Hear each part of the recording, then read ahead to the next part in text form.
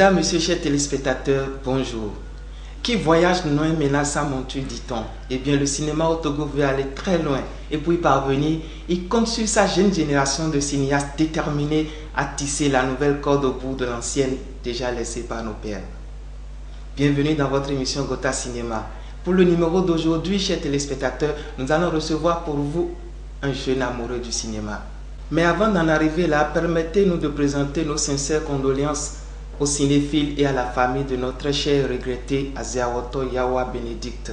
Elle nous a quittés il y a quelques jours de cela. De son vivant, elle a exprimé son talent artistique dans plusieurs œuvres, dont notamment L'amour en ligne de mire du réalisateur Kevin Marcil, que nous avons même reçu ici sur ce plateau. Sœur Anna, paix à ton âme. Nous allons aussi parler du Festival de films d'Afrique émergent. Du 13 au 7 décembre prochain, le Festival de films africains émergents sera bel et bien au rendez-vous ici à Lomé. Chers téléspectateurs, allons-y maintenant à la découverte de notre invité. Et c'est tout juste après ceci. Monsieur Smith, bonjour. Bonjour, cher. Merci d'avoir accepté notre invitation. C'est un plaisir. C'est un plaisir. Veuillez vous présenter à nos chers téléspectateurs. Moi, c'est Andrew Ellis Smith. Je suis acteur et réalisateur de cinéma. Réalisateur entre griffes parce que je continue d'apprendre, parce qu'on ne cesse jamais d'apprendre. Voilà. Eh bien, monsieur Smith, dites-nous, pourquoi avoir choisi de faire le cinéma?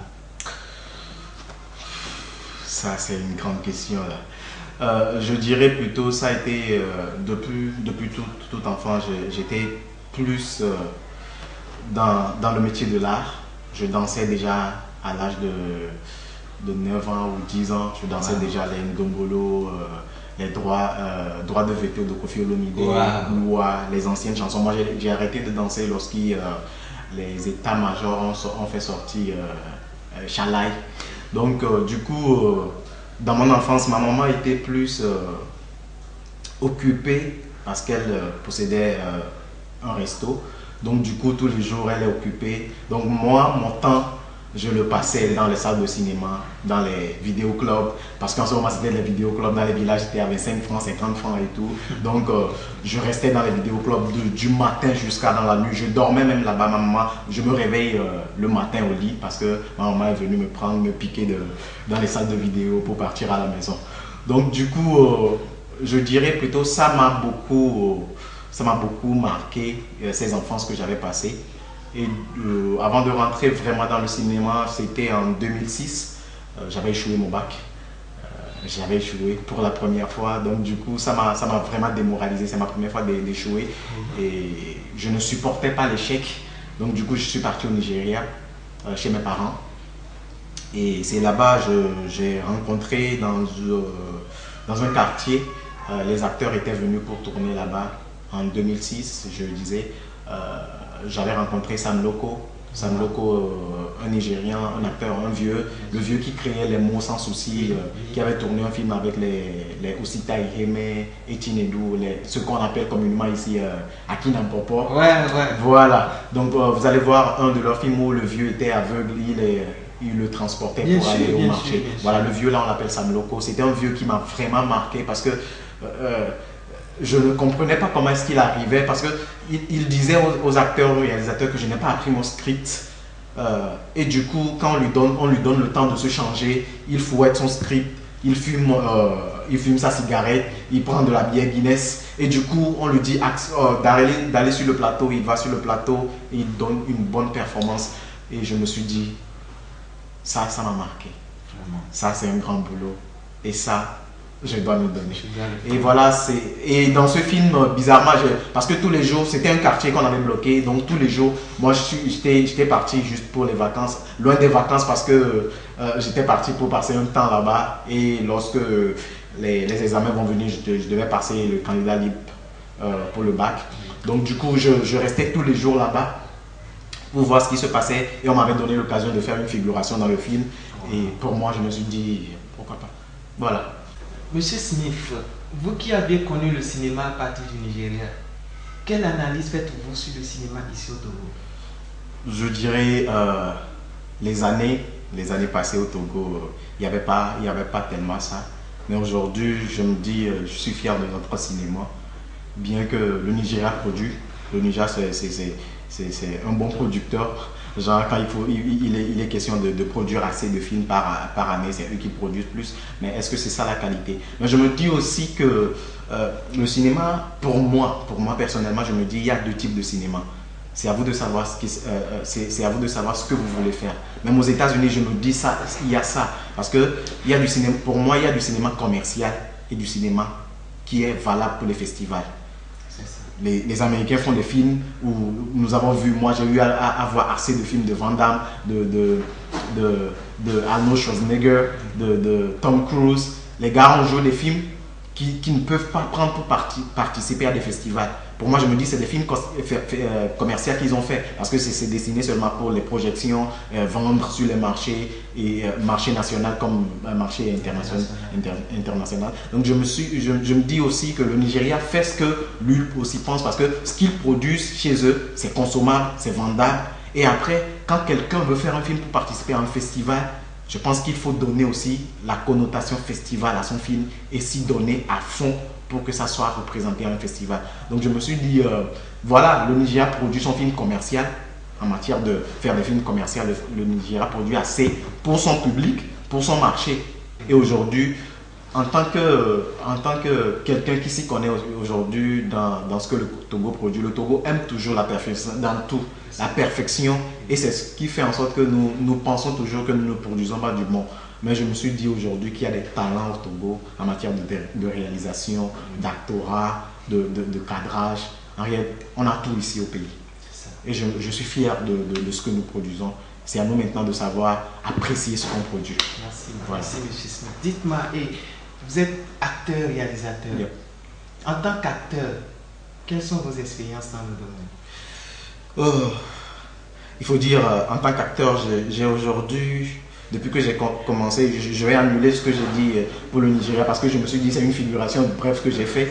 Mais après aujourd'hui, j'ai au moins, si je peux citer dans ma filmographie plutôt, j'ai aujourd'hui plus de 14 films à mon actif en tant qu'acteur.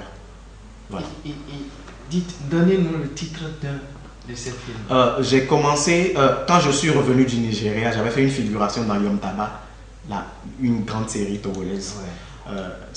J'avais eu l'occasion de faire une figuration dans ce film parce que c'était un ami qui m'a invité. C'est une amie plutôt, elle aujourd'hui travaille sur la télévision première, la TVT. Elle travaille dans l'émission Le Bala, elle s'appelle Enyonam. Elle m'avait appelé au campus parce qu'elle savait la passion que j'avais pour la chose. Elle m'avait dit, on fait un tournage quelque part, on m'a dit de venir faire un truc dans un resto, est-ce que je peux venir avec lui? Je suis parti et voilà.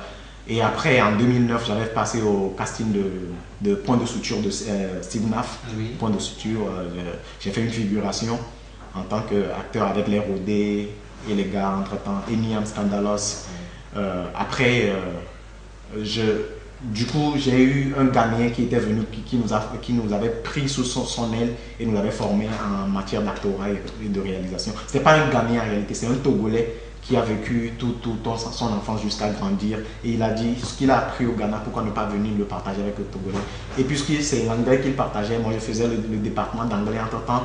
Donc du coup, il nous a abordé dans le American Corner, il nous a fait un casting. Et il nous a sélectionné et du coup voilà, la formation a commencé. De là on a commencé avec un film Séraphine. Après on a tourné Return of Séraphine, on a tourné la série Et l'homme que la RTDS avait joué entre temps en 2011, 12. Et après j'ai eu l'occasion de participer au casting de Sherifa où j'ai été retenu, j'ai tourné dedans. Après, ça a continué toujours. Parmi tous ces films, y a-t-il un qui vous a particulièrement marqué? Je dirais, c'était le film Walking in Blood avec ma structure Anidas Film, là où j'ai été formé. Parce qu'on devait tourner le film ici au pays, mais on avait demandé des permissions pour pouvoir tourner. Et c'était un film où c'était un film d'action parce qu'il devait avoir des histoires de armes, pistolets et tout. Donc on avait demandé la permission de tourner. On avait une difficulté d'avoir l'autorisation de tourner. Du coup, ici au pays. C'est une histoire de 2010. Donc on avait eu un grand problème de pouvoir tourner le film ici au pays. Et un jour on a décidé, qu'est-ce qu'on va faire les gars? On a décidé de partir à Accra pour tourner le film. Et on a loué un bus, on a pris tous les acteurs, paf, direct, vite fait, Accra. Ça nous avait vraiment pompé parce que du coup, j'étais acteur et assistant réalisateur en ce moment. Et quand je tournais, je devais remplacer mon réalisateur un peu quand il devait partir pour quelques courses. Donc, ça m'avait assez pompé, mais je me suis dit, ça m'avait vraiment beaucoup fait travailler. Et au même moment, j'avais l'occasion, le cadreur était aussi acteur. Du coup, j'assurais aussi le cadrage. Depuis que j'ai été formé, j'assurais un peu le cadrage, la réalisation et l'actorat à la fois. Donc, du coup, ça m'a formé personnellement en tout ce que je fais. Et je me suis dit, en 2010, quand on était revenu après le tournage, parce que lorsqu'on fêtait, en fait, ce qui m'a vraiment marqué sur cette histoire, c'est que pendant qu'on fêtait, nous, on était en plein tournage. On devait rentrer en 2011. Dans l'année 2011, nous, on était à 25, on était parti depuis le 24, on tournait le 25 jusqu'au 1er avec l'acteur des Taches Noires, Bonzi, que vous connaissez, Bonzi, Nino Brown, avec le groupe 3MG de Sneaky the Future. Ils étaient presque tous les acteurs de notre film parce qu'on les avait formés chez nous. Donc, ils avaient des prestations, du coup, on devait vite faire pour qu'ils finissent leur scène et repartir à Lomé pour prester le 1er. Et vraiment, ça m'a beaucoup marqué ce tournage et cette expérience. Après tout, c'est devenu un truc à la routine et ça se faisait vite fait. Voilà. Merci. Eh bien, et parlant de réalisation, de vous en tant que réalisateur, vous avez déjà eu à réaliser quelques œuvres? En 2011, j'ai déjà commencé à penser à... Parce que j'ai commencé la formation en 2007 en réalité. Le 21 novembre 2007, j'ai commencé en tant qu'acteur et réalisateur à la fois. Parce que quand on était parti, celui qui nous a pris nous a demandé qu'est-ce que nous voulons faire à part l'actorat. Si demain tu ne perces pas dans l'actorat, qu'est-ce que tu aimerais faire après dans le cinéma? Donc moi j'ai opté pour la réalisation et voilà, c'est parti comme ça. Donc du coup, déjà depuis 2007 jusqu'en 2011, j'ai assimilé beaucoup parce que j'ai été formé sur le tas et ça me donnait en fait, ça me donnait l'obligation d'aller plus à la recherche.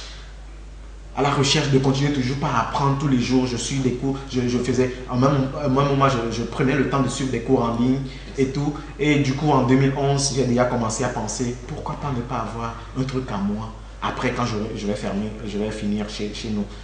Ou si même je ne finis pas, je peux toujours avoir une branche à moi et continuer par travailler. Donc en 2011, j'avais déjà une équipe m'a appelé pour pouvoir travailler avec eux. Ils s'appelaient L2D, Leader de Demain. Donc du coup, là-bas en 2011, ils m'avaient appelé de venir réaliser un de leurs films. C'était un court-métrage. Je ne dirais pas un court-métrage en réalité parce que ça fait 59 minutes. Donc j'ai réalisé Page Vierge. Après Page Vierge, j'ai continué à réaliser d'autres. J'ai réalisé aujourd'hui à mon actif 2 séries télévisées pour monsieur Kofi Gomez, l'écrivain Kofi Gomez qu'on avait connu quand vous serez sûrement en classe de terminale, qui avait écrit Gaglo, l'argent, cette peste. L'écrivain, aujourd'hui je tourne plus avec lui. J'ai tourné une série qu'on appelait Tout se paie ici-bas, Tout se paie simple. Après, on est en train de tourner, on a tourné une série qui a commencé avec 9 épisodes, Les aventures de Toupi Toupi. Et après, j'ai mon propre film que j'ai tourné qui s'appelle Ça dérange, qui est en post-production, en pleine post-production depuis 2 ans maintenant. J'ai déjà tourné le film depuis 2 ans maintenant, mais on est en post-production parce que j'aimerais tout mettre dedans. Et après ça, j'ai quelques trucs qui viennent aussi. Voilà. Donc, comme tous ces jeunes cinéastes, vous êtes en train de mettre votre expérience au service du cinéma. C'est clair, c'est clair. Merci beaucoup à vous. Et dites-moi, quel serait votre coup de cœur et votre coup de gueule? Mon coup de cœur aujourd'hui pour le cinéma, c'est que je dis merci à tous ces acteurs qui aujourd'hui y croient à la chose. Parce que moi, quand j'avais commencé, beaucoup de personnes m'ont dit, André, loin, même jusqu'au jour d'aujourd'hui, il y a beaucoup de monde qui me disent, André, ce que tu es en train de faire, est-ce que ça va te payer? Tu as fait des études universitaires, pourquoi tu ne vas pas chercher un boulot pour faire? Mais je me suis dit, il faut que je continue dedans. Aujourd'hui, je rencontre beaucoup de jeunes qui y croient vraiment en ce domaine, en ce qu'ils font, et beaucoup de réalisateurs qui se sont partis faire former et revenir. Et en eux, moi, je continue d'apprendre loin de là. Je me suis dit, vraiment aujourd'hui, le cinéma togolais, je dis merci. Seulement, apprenons à apprécier ce qu'il faut et aidons plutôt ceux qui font tout ce qu'ils font, même si c'est médiocre ou mauvais, corrigeons ça pour pouvoir amener cette personne qui a fait le travail médiocre ou passable, de faire mieux. Et maintenant, pour ceux qui ont fait du bien, de dire merci, vous avez fait du grand boulot. Vous pouvez encore mieux faire. Voilà. Et pour mon coup de gueule, je dirais, le cinéma togolais, je n'aimerais vraiment pas que le cinéma togolais ressemble à la musique ou au showbiz togolais, où il y a assez de l'hypocrisie, les gars se torpillent tous les jours dans la musique. J'aimerais vraiment pas que ça arrive pour notre cinéma. Apprécions, aidons ce qu'il faut qu'on doit aider et continuons de pousser plus fort. J'aimerais vraiment pas que l'hypocrisie du showbiz musical rentre dans le showbiz cinématographique togolais. Eh bien, chers téléspectateurs, nous voici à la fin de notre interview. On était en présence de notre frère Smith, à qui nous disons un grand merci. C'est un honneur et un plaisir à la fois. Bon retour à vous. Merci beaucoup. Chers téléspectateurs, nous nous retrouverons la semaine prochaine pour un autre numéro de votre émission Kota Cinéma. Portez-vous bien. Bye bye.